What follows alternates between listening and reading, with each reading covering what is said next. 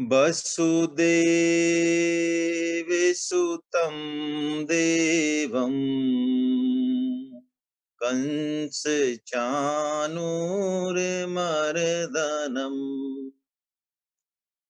देवकी परमानन्दम् कृष्णं वन्दे जगद्गुरु। आप सभी वैष्णव जनों के चरणों में मेरा दंडवत प्रणाम। हरे कृष्णा। श्रीमद् भगवद गीता का 12वां अध्याय भक्ति योग के माध्यम से हम आप सब सत्संग लाभ प्राप्त कर रहे हैं। भक्ति षटक जो कि 7वें अध्याय से शुरू हुआ, उसका ये अंतिम अध्याय है और नाम ही इसका भक्ति योग है। मानो इस भक्ति षटक का उत्तान है ये। भगवान इसमें बहुत विलक्षण बातें बताएंगे। क्यों? सामने अर्जुन जैसा दोष दृष्टि से रहित प्रेमी, सखा, भक्त, शिष्य सामने है। जब ऐसी बात होती है तो भगवान फिर कुछ भी बचा के नहीं रखते हैं। सद्गुरु देव भी जब शिष्य में ऐसी पात्रता हो, ऐसी नम्रता हो, ऐसा धैर्य हो, सद्गुरु के प्रति ऐसा विश्वास हो, तो सद्गुरु के हृदय में जो तत्व है वो शिष्य के हृदय में प्रस्फुटित होने लगता है। जैसे कि जल ऊंचाई से निचाई की तरफ आता है, ऐसे ही मानो ये भक्ति रूपी तत्व भी भगवान से भक्त के हृदय में प्रकट होने लगता है। 9.34 में भगवान ने मन मना भव मद भक्तो मध्याजी माम नमस्कुरु ऐसा कह के राज विद्या राजगुह्य योग बताया। फिर भी मानो भगवान का मन नहीं भर रहा है। 10वें अध्याय में भगवान ने विभूति योग कहा और भी सूक्ष्म से सूक्ष्म बात कही। अपने विश्व रूप का दिग्दर्शन करने हेतु अर्जुन को संकेत किया और फिर विश्व रूप भी दिखाया। और विश्व रूप के अंत में भगवान ने कहा, अर्जुन ये विश्व रूप किसी भी क्रिया साधन से मिलने वाला नहीं, दिखने वाला नहीं, ये तो सिर्फ और सिर्फ अनन्य भक्ति से ही मैं प्राप्त होने वाला हूं। और अनन्य भक्ति प्राप्त करने के लिए भगवान ने 11.55 में साधन पंचक कहा।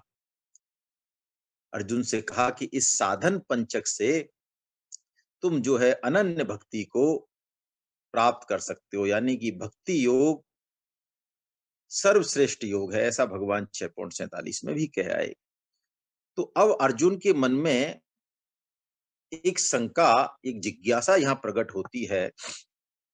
अर्जुन, क्योंकि भगवान ने निर्गुण निराकार भी बताया, ध्यान योग बताया, सगुण साकार भी बताया और सर्वश्रेष्ठ योगी अपने भक्त को भक्ति योगी को कहा 6.47 में, लेकिन उस बात को अर्जुन वहां पकड़ नहीं पाए, ध्यान नहीं दिया उन्होंने, क्योंकि उनकी जिज्ञासा नहीं थी। लेकिन अब अर्जुन की ये जिज्ञासा है कि भगवान 8.22 में, 11.54, 55 में और भी कई जगह भक्ति की महिमा गा रहे हैं।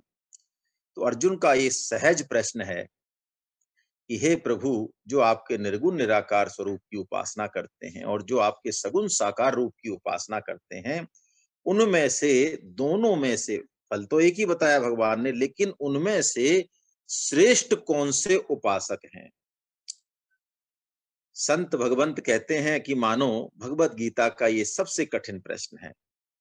इसका अंदाजा इस बात से भी लगता है कि इसके उत्तर में भगवान ने करीब 73 श्लोक लगातार बोले हैं। पूरा तो 12वां अध्याय बोला, पूरा 13वां अध्याय बोला, फिर 14वें अध्याय के 20वें श्लोक तक भगवान लगातार बोलते हैं। इतना लंबा उत्तर भगवान ने अभी तक किसी प्रश्न का नहीं दिया, पहली बात। दूसरी बात, संत कहते हैं कि मानो ये प्रश्न इतना कठिन है कि जैसे कोई माँ से पूछे कि तुम्हारे 2 बच्चे हैं, उनमें से तुम्हें कौन सा अधिक प्रिय है, क्या जवाब दे माँ? लेकिन भगवान इस प्रश्न का बड़ा स्पष्ट उत्तर देंगे और कारण भी बताएंगे। इस अध्याय को समझने की दृष्टि से हम 3 भागों में वर्गीकरण करते हैं। पहला 12.1 से 7वें श्लोक तक, जिसमें भगवान बताते हैं कि भक्ति सगुण साकार जो भक्त हैं वो सर्वोच्च यानी श्रेष्ठ उपासक हैं। फिर इस भक्ति को प्राप्त करने के 4 उपाय भगवान बताते हैं 12.8 से 12 तक, और तुलना भी बताते हैं। और फिर इस भक्ति योग को प्राप्त जो भक्त हैं उनके क्या लक्षण हैं, सिद्ध भक्तों के क्या लक्षण हैं, और साधक भक्त और सिद्ध भक्त का अंतर भी भगवान जो है बताएंगे। तो आइए हम 12वें अध्याय का पहला श्लोक वाचन करें। अर्जुन उवाच एवं सततयुक्ता ये भक्तास्त्वां पर्युपासते ये चापि अक्षरमव्यक्तम् तेषां के योगवित्तमा। अर्जुन बोले, जो अनन्य प्रेमी भक्तजन, जैसा कि आपने अभी अभी कहा 11.55 में, इस तरह से आपके सगुण साकार रूप की उपासना करते हैं, और दूसरे जो आपके अविनाशी सच्चिदानंद घन निर्गुण निराकार परम ब्रह्म को अति श्रेष्ठ भाव से भजते हैं, उन दोनों उपासकों में अति उत्तम योग वेत्ता कौन? दोनों ही उत्तम योग वेत्ता हैं, इसमें कोई संशय नहीं, लेकिन सर्वश्रेष्ठ कौन है, ये अर्जुन का प्रश्न है। भगवान इसका जवाब देते हैं। श्री भगवान उवाच मय्यावेश्य मनो ये माम नित्ययुक्ता उपासते श्रद्धया परयोपेतास्ते मे युक्ततमा मता। श्री भगवान बोले, मुझ में मन को एकाग्र करके निरंतर मेरे भजन ध्यान में लगे हुए 11.55 के अनुसार जो भक्तजन श्रेष्ठ अतिशय श्रेष्ठ श्रद्धा से युक्त होकर मुझ सगुण परमेश्वर को भजते हैं, वे मुझको समस्त योगियों में अति उत्तम योगी मान्य है। देखिए, इसमें हम कुछ बात समझें। एक तो ये बात हम समझें कि जिज्ञासा कितना महत्वपूर्ण तत्व है हमारे जीवन में। जब भगवत तत्व को जानने की जिज्ञासा प्रकट हो हृदय में, तो हम मान लें कि वो हमारे जीवन का सबसे महत्वपूर्ण दिन है। वेदांत सूत्र में कहा गया पहले ही, अथातो ब्रह्म जिज्ञासा। क्या मतलब? अथ इतो ब्रह्म जिज्ञासा, यानी अब तो तू मतलब हजारों लाखों करोड़ों जन्म तेरे हो गए विभिन्न योनियों में, तूने इंद्रिय सुख भोगा, सब कुछ किया जो करना चाहिए भौतिक दृष्टि से, लेकिन तेरी संतुष्टि नहीं हुई, तेरा पेट नहीं भरा, तो अब तो इस मनुष्य जन्म में तू ब्रह्म की जिज्ञासा कर। हम जो ये कहते हैं, हम में से अधिकतर साधक ऐसा कहते हैं, मानते हैं कि इस कलयुग में सद्गुरु नहीं मिलते, लेकिन ये बात बिल्कुल गलत है। वस्तुतः सद शिष्य नहीं मिलते। क्यों? सदगुरु तो भगवत तत्व ही है, भगवान का रूप ही है, और भगवत तत्व का विनाश कभी हो नहीं सकता। श्री कृष्ण तत्व तो हर देश काल परिस्थिति में प्रकट है, मौजूद है, लेकिन हम थोड़ा सा उसकी तरफ, उसकी महत्वपूर्णता समझें, तो वो तत्व हमें लाभ पहुंचाएगा। यदि हम उसकी मूल्य ही ना समझें, तो फिर कोई मतलब नहीं है। जैसा कहा है कि जब गुण को गाहक मिले, तब गुण लाख बिकाए, जब गुण को गाहक नहीं, तो कौड़ी बदले जाए। आपने सुनी होगी वो कहानी कि ऐसी बात चलती है कि भगवत तत्व का मूल्य क्या। तो सदगुरु कहते हैं वो अमूल्य है, उसका कोई मूल्य नहीं। मूल्य तो भौतिक चीज का लगे तो एक कोहिनूर हीरा जो बिल्कुल गंदा संदा सा, जिसकी चमक वमक सब गई, वो अपने इस शिष्य को देते हैं। गुरुदेव कहीं से निकाल के अंदर से, और कहते हैं जाओ इसको बेच के आओ बाजार में, जो भी सामने दिखे उसको बेचना, लेकिन भाव करना, बेचना मत। वो सबसे पहले कोई सब्जी वाली मिलती है, वो कहती है 2 मूली दे दूंगी मैं, बढ़िया है, अच्छा है। तो कोई किराने वाला मिलता है, कोई छोटा मोटा सुनार मिलता है, फिर राज सुनार मिलता है। 2 मूली से होती हुई उसकी कीमत जो है लाखों रुपए में पहुंच जाती है। फिर अंत में वो कहता है नहीं, बेचना नहीं है। फिर वो सम्राट के पास पहुंचता है, वहां राज जौहरी कहता है, सम्राट कहते हैं जरा कीमत आंकों इसकी, तो वो कहते हैं प्रभु राजन, आप समस्त राज्य भी इसके बदले दे दें तो ये हीरा ऐसा आपको मिलेगा नहीं, ये दुर्लभ है। बस यही बात भगवत गीता के लिए भी है, सदगुरुओं के लिए भी है। उस तत्व की हम थोड़ी सी इंपॉर्टेंस समझें। भगवत गीता भी आप बुरा मत मानिएगा, यदि फ्री में मिलती है हमको तो शायद हम उसमें उस दृष्टिकोण को नहीं देख पाते। इसलिए यदि भगवत गीता के लिए भी आपको थोड़ी बहुत फीस रखी जाए, 1000, 2000, 5000, तो वो उस दृष्टि तक तो ठीक है कि हमारा महत बुद्धि बने। हालांकि पैसे से ज्ञान कभी नहीं मिलता, ये तो पक्की बात है। लेकिन हमारी सोच, हमारा जो एक सॉफ्टवेयर है, ये पैसे की भाषा समझता है। उस कारण उसकी महत बुद्धि कराने के लिए उस तक तो वो ठीक है ना? हम लोग प्राय भगवत गीता का महत्व जनाने के लिए आप सब वैष्णवों से ये निवेदन करते हैं कि हम नाम जप करें, गीता का प्रचार करें, है ना? स्वाध्याय करें। तो आइए अब भगवान जो कह रहे हैं, तो अर्जुन की जिज्ञासा से ही भगवान का ये तत्व प्रकट हुआ है। दूसरे श्लोक पे हम चर्चा करें कि भक्ति सर्वोच्च क्यों है, गुह्यतम क्यों है। देखिए, सर्वोच्च तो इसलिए है कि भक्ति में भगवान श्री कृष्ण की कृपा का शुरू से ही साथ रहता है। अहंकार गलता है तो भक्ति शुरू होती है, और साधनों में अहंकार साधन के साथ हो सकता है बढ़े, साल 2 साल 5 साल में, लेकिन भक्ति शुरुआत ही अहंकार अहम शून्यता के साथ होती है कि मैं जो कुछ हूं भगवत कृपा से हूं, जो साधन है वो सब भगवत कृपा से। पहली बात। गुह्यतम, सर्वोच्च में क्यों क्यों गुह्यतम कहा, सर्वोच्च क्यों कहा? देखिए, इस बात को थोड़ा सूक्ष्मता से हम समझें। परम श्रद्धेय स्वामी जी महाराज इसको बहुत जोर देके कहते हैं कि भगवत तत्व प्रकट ही है, हमारी मुक्ति सहज ही है, लेकिन हमें ये बात समझ में आती नहीं। हम सबको क्यों नहीं आती? हमारी बुद्धि में ये बात बैठी हुई है कि बिना करे कुछ मिलता नहीं। संसार का नियम यही है, बिना करे कुछ मिलता नहीं, इसलिए हम सब में करने का वेग रहता है।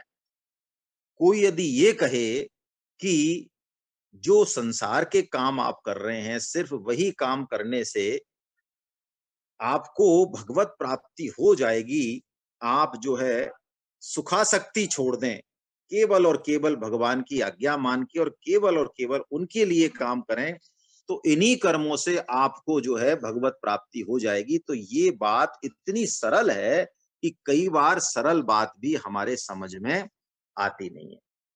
देखिए, क्यों भगवान तीनों योगों की अपेक्षा भी इस शरणागति योग को, ये भक्ति योग की बात है लेकिन वस्तुतः ये शरणागति योग है, क्यों सर्वोच्च बता रहे हैं?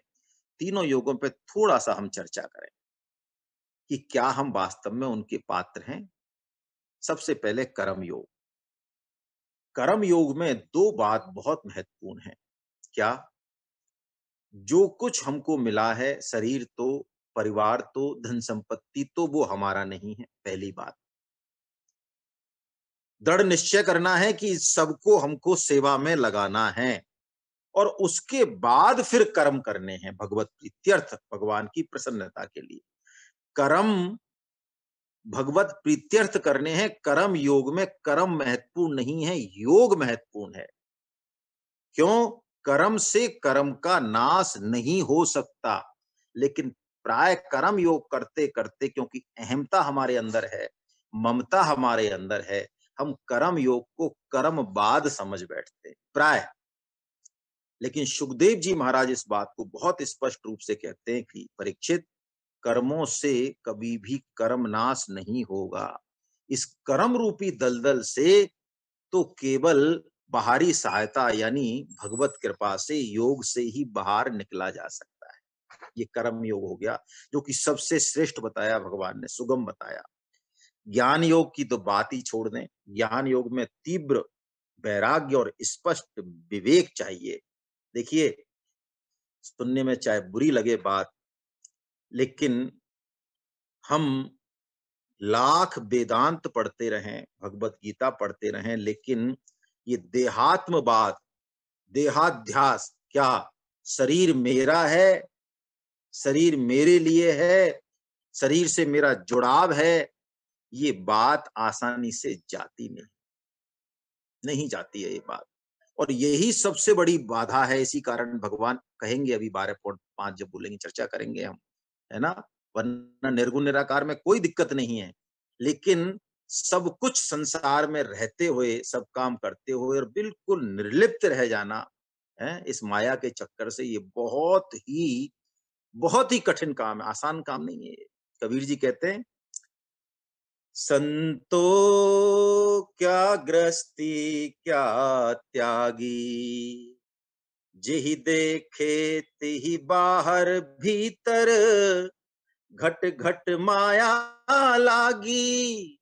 संतो क्या गृहस्थी क्या त्यागी। गीता गृहस्थ की और संत की तो बात ही नहीं करती ज्ञान योग में। ज्ञान योग, सांख्य योग का आचरण भी गृहस्थ कर सकते हैं। ये बात पता नहीं पहले कभी चर्चा में आई है कि नहीं आई है। सांख्य योग या ज्ञान योग को हम समझते हैं कोई जंगल जाके सन्यास से होगा, नहीं। गृहस्थ भी सांख्य योग का पालन कर सकते हैं। स्वामी जी से एक बार किसी सत्संगी ने कहा, 15-20 साल हो गए गीता पढ़ते पढ़ते, सुनते सुनते, उनको ऐसा लगा हमारे अंदर तो बहुत ज्यादा ज्ञान हो गया और हम तो समझने लग गए चीजों को। तो उसने कहा एक दिन स्वामी जी से, सत्य घटना है ये, इस स्वामी जी महाराज, हमको तो ऐसा लगता है कि हमको ब्रह्म ज्ञान हो गया। स्वामी जी मुस्कुराए। ये हमारी स्थिति का है ना, वो है, परिचायक है ये। स्वामी जी ने पूछा उनसे, बहुत अच्छा है भाई, चलो एक को तो हुआ, 15 साल से जो है हम चिल्ला रहे हैं, है ना, चलो एक को तो हुआ। तो उन्होंने कहा, अच्छा महाराज एक चीज बताओ मेरे को, आपको कोई आपकी प्रशंसा करता है, आपकी बुद्धि की, आपके कर्मों की, सत्कर्मों की, तो कैसा लगता है आपको? कि महाराज बड़ा अच्छा लगता है। और आपका कोई अपमान करे बिना गलती की, गलती कुछ नहीं है आपकी, अपमान कर दे, बुरा भला कहे आपको, तो आपको कैसा लगता है? कि महाराज अच्छा नहीं लगता। तो स्वामी जी ने कहा, अरे तुझे ब्रह्म ज्ञान नहीं, तुझे ब्रह्म ज्ञान हुआ है। ये ज्ञान की स्थिति है। एक पंडित जी, आपने सुनी होगी, मैं चर्चा प्रासंगिक है इसलिए दोबारा सुना देता हूँ। रोज वेदांत पढ़ते पढ़ाते लोग आते उनके पास लेके, और पंडितानी उनकी अनपढ़ थी लेकिन बड़ी सीधी थी, सुनती थी, विश्वास था, श्रद्धा थी। तो थोड़ा व्यवहार तेज था, तो लड़ बैठते पंडितानी जी से छोटी छोटी बातों पे। एक दिन पंडितानी दाल में नमक कम कम डाला या भूल गई, तो पंडित जी लड़ बैठे उससे, अरे तुमको ध्यान ही नहीं रहता है, नमक में दाल नहीं। तो उन्होंने कहा, नमक ले आई मैं, राम रस लो, डाल लो ऊपर से, क्या दिक्कत है? उन्होंने कहा, वाह डाल लो। अरे नमक पहले पकता आग में, तब जाके उसका स्वाद आता है, अब डालने से क्या है? तो पंडितानी जी को उस दिन गुस्सा आ गया। उन्होंने कहा, अच्छा इस 2 कौड़ी के नमक में तुमको स्वाद आता है अभी भी, और अभी ब्रह्म ज्ञान का तुमको कोई स्वाद नहीं आया है? इतने दिन से तुम वेदांत पढ़ रहे हो, 20 बरस हो गए तुमको। पंडित जी को बात लग गई, चल दिए घर छोड़ के।